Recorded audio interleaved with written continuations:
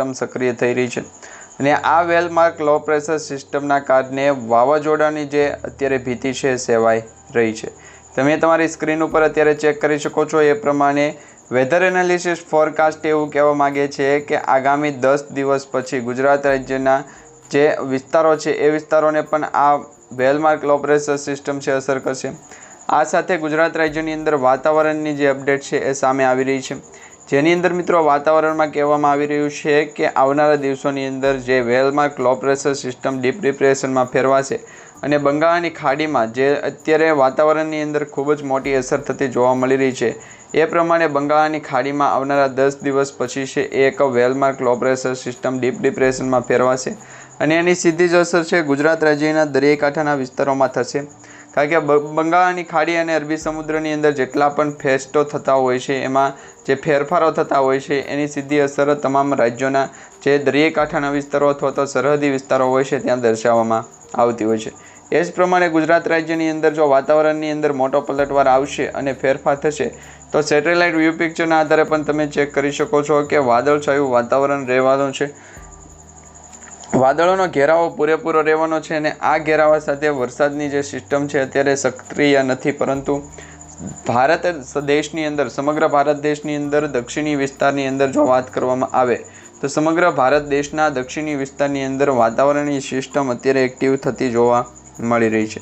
અને આ એક્ટિવ થતી સિસ્ટમના જે મોટા ભાગના ફેસ્ટો છે તેમાં વેધર ફોરકાસ્ટ અને વેધર એનાલિસિસ દ્વારા રિપોર્ટ આપવામાં આવ્યા છે। ગુજરાત રાજ્યના જાણીતા નિષ્ણાંતો પરેશભાઈ ગોસ્વામી અને અંબાલાલ પટેલ દ્વારા પણ એક અપડેટ સ્વરૂપે માહિતી આપવામાં આવી રહી છે।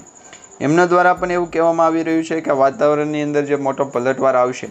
એ પલટવાર સીધી જ ગુજરાત રાજ્યને અસર નહીં કરે, પરંતુ ભારત દેશની અંદર મધ્ય ભારતથી લઈ અને પૂર્વ ભારત સુધીના જેટલા પણ સિટી રાજ્યો છે એ શહેરી રાજ્યોની અંદર વાતાવરણીય સિસ્ટમના મેનિફેસ્ટો છે એ અસર કરશે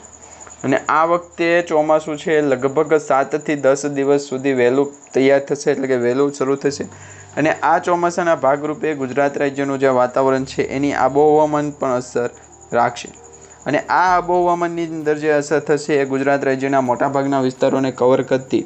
અંબાલિયા સિસ્ટમ છે એ અંબાલિયા સિસ્ટમને પણ ખાસ કરીને અસર કરતી જણાઈ શકે છે। ગુજરાત રાજ્યની અંદર જે વાતાવરણીય સિસ્ટમ સક્રિય થઈ છે એના મેનિફેસ્ટો બહાર પાડવામાં આવ્યા છે અને આ મેનિફેસ્ટોના આધારે સંપૂર્ણપણે વાતાવરણની અંદર મોટો ફેરફાર અને બદલાવ થતો જોવા મળી શકે છે। ખાસ કરીને ગુજરાત રાજ્યનું એવું વાતાવરણ જ્યાં સક્રિય સિસ્ટમ થતી હોય અને આ સક્રિય સિસ્ટમની અંદર વાતાવરણની અંદર અત્યારે ભેજયુક્ત પવનો, ઠંડા પવનો અને ગરમીનું પ્રમાણ ખૂબ વધારે એવા અપડેટો સામે આવ્યા છે। આ અપડેટો સામે જ્યારે પણ આબોહવાની અંદર મોટી અસર થતી હોય અને એ અસરના જે ભાગરૂપે વરસાદીય સિસ્ટમ વાતાવરણ સ્વરૂપે દર્શાવવામાં આવતી હોય તો તમારા સ્ક્રીન ઉપર તમે ચેક કરી શકો છો એ પ્રમાણે એક નૈઋત્ય વાવાઝોડાના જે એંધાન છે એ દર્શાવવામાં આવી રહ્યા છે અને આ નૈઋત્ય વાવાઝોડું છે એ અત્યારે બંગાળની ખાડીથી અરબી સમુદ્ર તરફ આગળ વધતું જોનાઈ રહ્યું છે ને એમાં પણ ખાસ કરીને ભારત દેશની અંદર વાત કરવામાં આવે તો દક્ષિણ ભારતના જે વિસ્તારો છે જેમાં તમિલનાડુ હોય, કેરળ હોય એ વિસ્તારોની અંદર ચોમાસાની પર્વતમાન સ્થિતિ છે જોવા મળી રહી છે।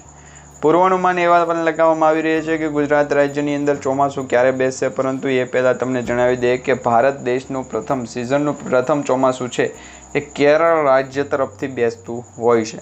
કેરળ રાજ્યની અંદર આ ચોમાસું 4 જૂનની આજુબાજુ બેસશે, ત્યાર પછી સુધીનો સમય છે એ પસાર કરવો પડશે, ત્યાર પછી લગભગ 20 દિવસ પછી ગુજરાત રાજ્યની અંદર આ ચોમાસું છે એ બેસે એવા અત્યારે પૂર્વાનુમાન લગાવવામાં આવતા હોય છે ને આ જેટલા પણ એ વેધર ફોરકાસ્ટ અને વેધર એનાલિસિસ દર્શાવવામાં આવતા હોય છે એ વેધર ફોરકાસ્ટ ગર્જના થઈ શકે છે, એટલે કે વીજળીના કડાકા ભડાકા થઈ શકે। ઓરેન્જ એલર્ટની અંદર છૂટાછવાયા સ્થળોએ તીવ્ર મેઘગર્જના સાથે કરા પડી શકે એવી ચેતવણીઓ આપવામાં આવી છે, જેમાં ખાસ કરી અત્યારે તમે ગુજરાત રાજ્યના મોટાભાગના લગભગ 13 જેટલા જિલ્લાઓ છે એ 13 જેટલા જિલ્લાઓને ઓરેન્જ એલર્ટ દર્શાવવામાં આવ્યું છે અને આ વિસ્તારની અંદર જે રેડ એલર્ટ છે એ માત્ર 4 જિલ્લા છે, જેમાં ભાવનગર જિલ્લો, અમરેલી, ભરૂચ અને સુરત આ 4 જિલ્લા જે દરિયાઈ વિસ્તાર અને દક્ષિણી ગુજરાત આ 4 જે જિલ્લાઓ છે એમને અત્યારે રેડ એલર્ટ સ્વરૂપે દર્શાવવામાં આવી રહ્યું છે। આ સાથે જો અન્ય દિવસોની વાત કરવામાં આવે તો મિત્રો તારીખ 8, અને 9 આ 2 દિવસ સુધી ગુજરાત રાજ્યની અંદર એટલે કે લગભગ 24 કલાક સુધી ગુજરાત રાજ્યની અંદર છે રેડ એલર્ટ દર્શાવવામાં આવી રહ્યું છે। આ સાથે જ વરસાદીય જે સિસ્ટમ અત્યારે સમગ્ર ગુજરાતને ઘેરાઈને વાદળો ઘેરાઈ ગયા છે। વીજળીના કડાકા ભડાકા સાથે અત્યારે છે એ દિવસે ને દિવસે જે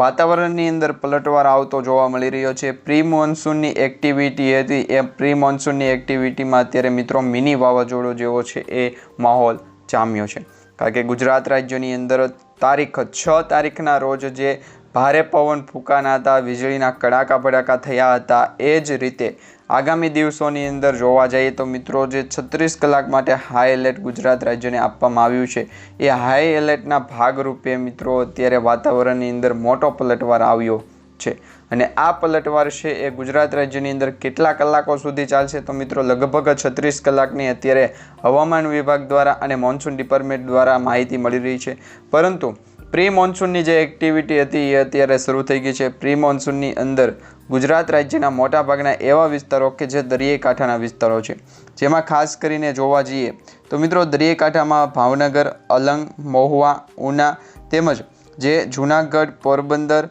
ભાનવડ, દ્વારકા, સલાયા આ વિસ્તારો છે એટલે કે આ જે સિટી છે એ સિટીની આજુબાજુના જે ગામડાઓ છે એમાં અત્યારે પવન સ્વરૂપે છે એ વરસાદ પડી રહ્યો છે। જેમ આપણે મિત્રો ગુજરાત રાજ્યમાં દરિયાઈ કાંઠાથી ઉપર જઈએ એટલે કે ગુજરાત રાજ્યની અંદર મધ્ય ગુજરાતની વાત કરવામાં આવે તો રાજકોટ, ચોટીલા, બોટાદ, જસદન, ગોંડલ, જામનગર, મોરબી, સુરેન્દ્રનગર આ લગભગ જે 9 જેટલા વિસ્તારો છે, 9 જેટલા શહેરો છે એમાં અત્યારે ધીમી ધારે વરસાદ ચાલુ છે। જેમ મિત્રો આપણે દક્ષિણ ગુજરાત તરફ આવીએ એટલે કે દક્ષિણ ગુજરાતના જે મોટાભાગના વિસ્તારો, સુરતની આજુબાજુના જે વિસ્તારો છે એને કવર કરીએ તો મિત્રો અત્યારે દહેજ, ભરૂચ, કોસંબા, સુરત, વણકર, બારડોલી, ઉમરપાડા અને જે ડેડિયાપાડા છે એ વિસ્તારોની અંદર ધીમી ધારે લગભગ અત્યારે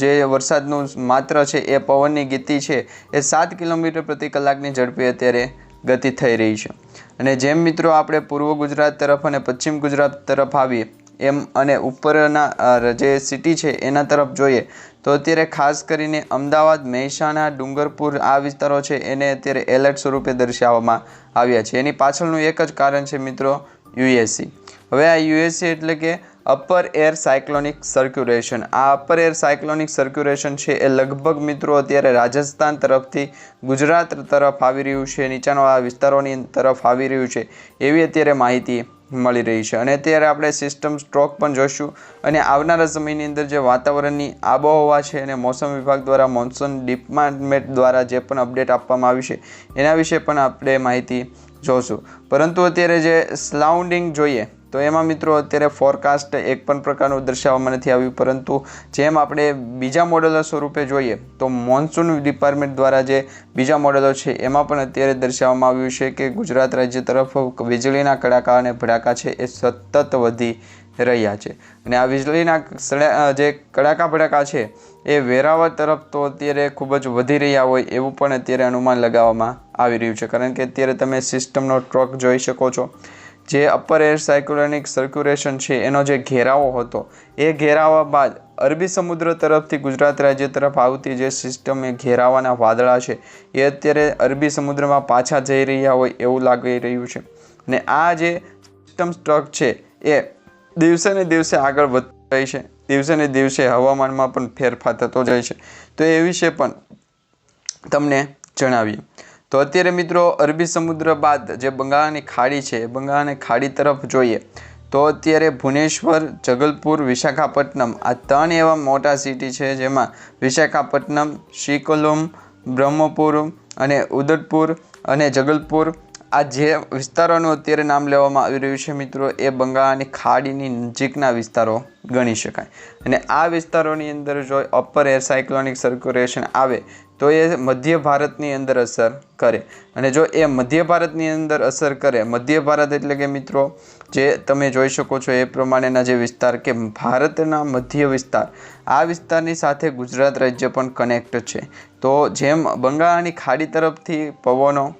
વાતાવરણીય જે સિસ્ટમો છે એ અને જે ગતિવિધિ છે આગળ વધતી હોય એ મધ્ય ભારત તરફ આગળ વધે તો સીધી જ ગુજરાત રાજ્યના જે અમદાવાદથી લઈ અને સુરત લાગુ વિસ્તારો છે જેટલા પણ કવર એરિયા આવે છે એને કવર કરે અથવા તો અસર કરી શકે। ઉપર જોઈએ ઉપરની બાજુ તો મિત્રો દિલ્હી તરફથી જે